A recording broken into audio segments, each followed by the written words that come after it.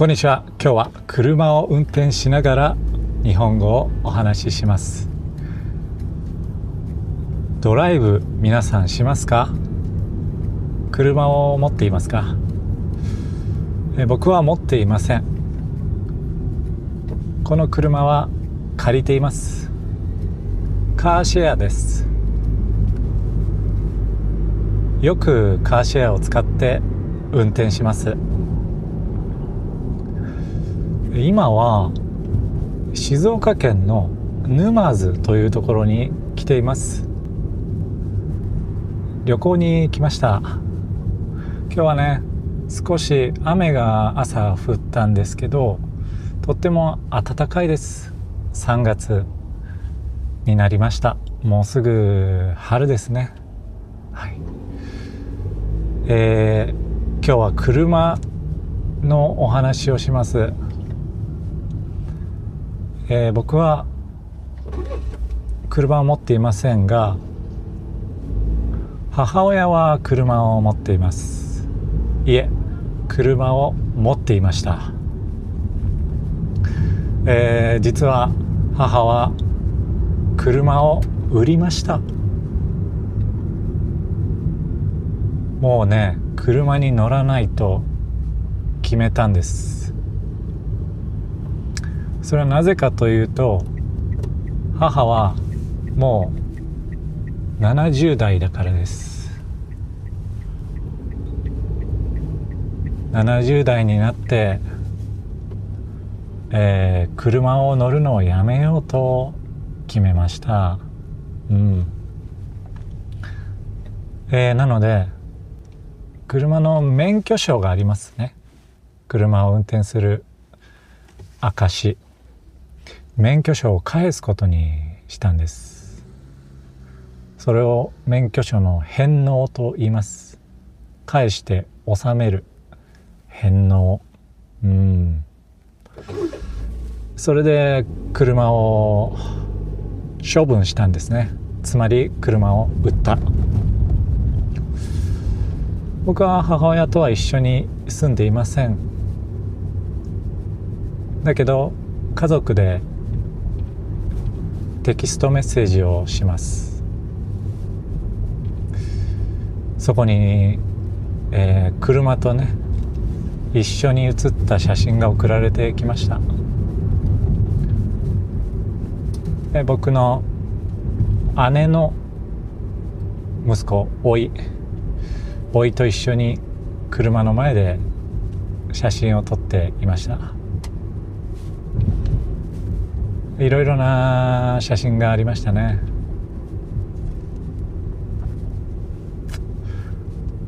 それでそのテキストメッセージには、車でいろいろなところに行ったねとか、いろいろな思い出があるねとか、家族がみんな書いてました。その車は15年間乗ったんですね。15年間いろいろなところに連れて行ってくれた車です。で、僕が小さい時、姉が小さい時、いつも母親が運転してくれていました。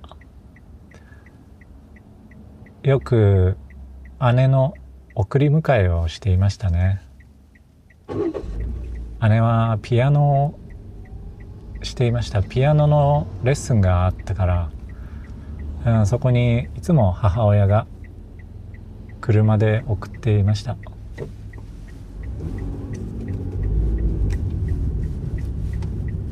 僕もその車に乗ることがよくありましたよ。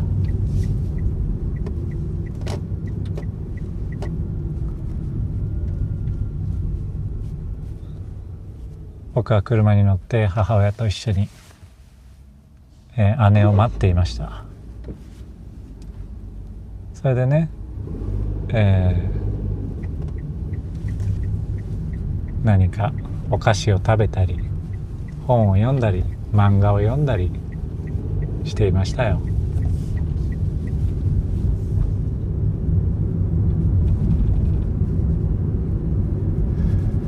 それでそのメッセージで母親が言っていたことがあります。それは姉の送り迎えをして、姉が歌をよく歌っていた。で、姉が歌を歌っていて、そして僕が愛の手を入れていた。つまり歌を一緒に歌ったりしていた。それが一番楽しかったなと言っていました。いろんな旅行にも行ったんですよ。遠くに行ったり、海に行ったり、山に行ったりしたと思うんですけど、だけどそういった小さい思い出、毎日の思い出、姉と僕と家族で一緒に楽しく車に乗っていた。それが一番楽しかったなって母親は言いました。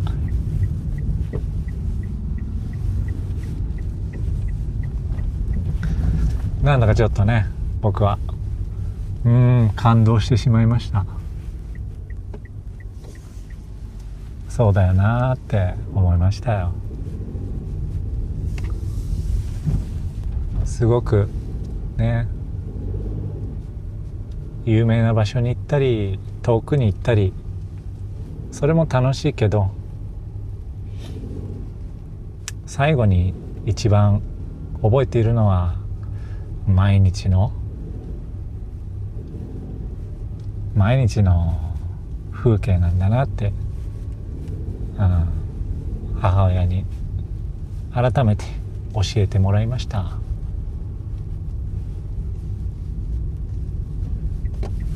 はい、ということで今沼津の、海に着きました。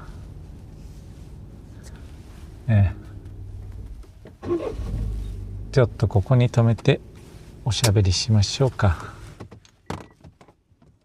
はい。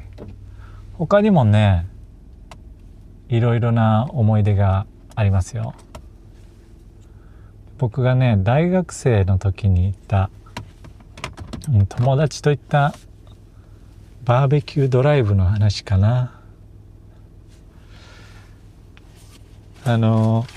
僕は大学生の時に仲いいグループでバーベキューをしに行ったんですよ。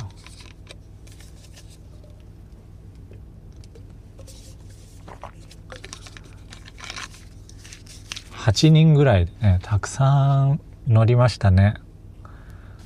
8人で一緒に大きい車を借りて、バーベキュー場に行きました。だけどですね、ちょっとね、僕は苦い思い出があります。ちょっと寂しい思い出です。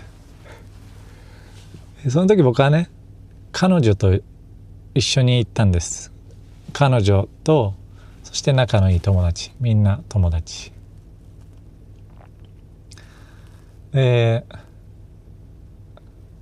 まず車に乗るために僕と彼女は電車に乗りました。車を借りに行くために。でそれは平日だったんです。平日の朝ですよ。だからサラリーマンもたくさんいるし、仕事に行く人もたくさんいる。で僕たちは電車に乗って、バーベキューの格好をして楽しむ服装をしてね、乗っています。だけど電車の中はみんな静かなんですよ。日本の電車は本当に静かです。そこでね、僕はね、すごく静かにしなきゃいけないと思ったんです。みんなの空気を読んでね、みんな静かにしてるから僕も楽しそうにしてはいけない、大きい声を出してはいけない、そう思ってたんです。大学生の時は僕はそういうふうにルールを守るってね、強く考えていました。今は全然守りませんけど、だから彼女がねワクワクして話しますよね、僕に。なんとかだよね、楽しみだねとか。でも僕はあんまりね騒いじゃいけないから、ちょっとちっちゃい声で、ね、そうだねとかとか、あまり話が盛り上がらないようにしたんです。あまりうるさくならないように僕は話したんです。そしたら彼女はもう怒りましたね。その時は僕は分からなかったんですけど、なんでこの人はこんなに感じが悪いんだ、冷たいんだっていうふうに思いますよね。そりゃそうですよね。これから楽しいバーベキューなのに、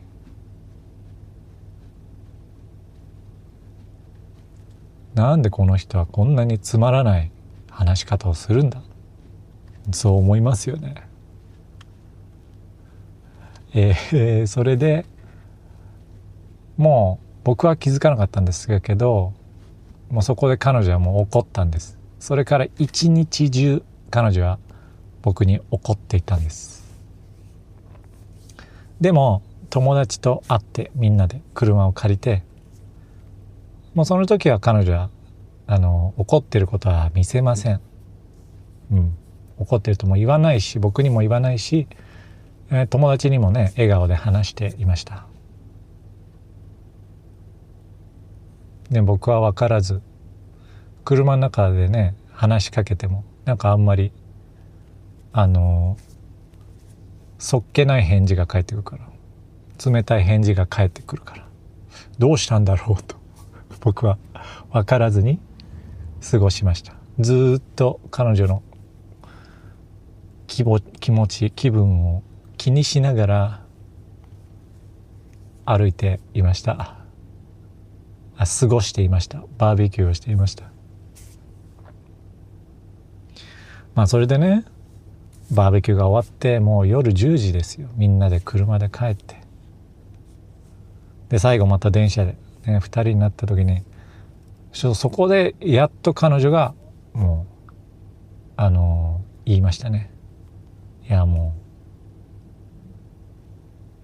う本当に朝のOK の話し方は良くない、あれはひどいよって言われて、僕はごめんなさいとその時言いましたというお話です。はい。だからね直接その時もね言わないということですよね。だから日本の文化なのか、日本だけではないのか、アジアもそうなのかな、分かりません。だけどその場では言わないということがありますね。そういうふうに喧嘩になることがなんか日本では多いような気がします。あまり言わないで後から言ったり、あの時こうだったよねと怒ったり、そういうコミュニケーションが多いように思います。皆さんの国ではどうでしょうか。はい。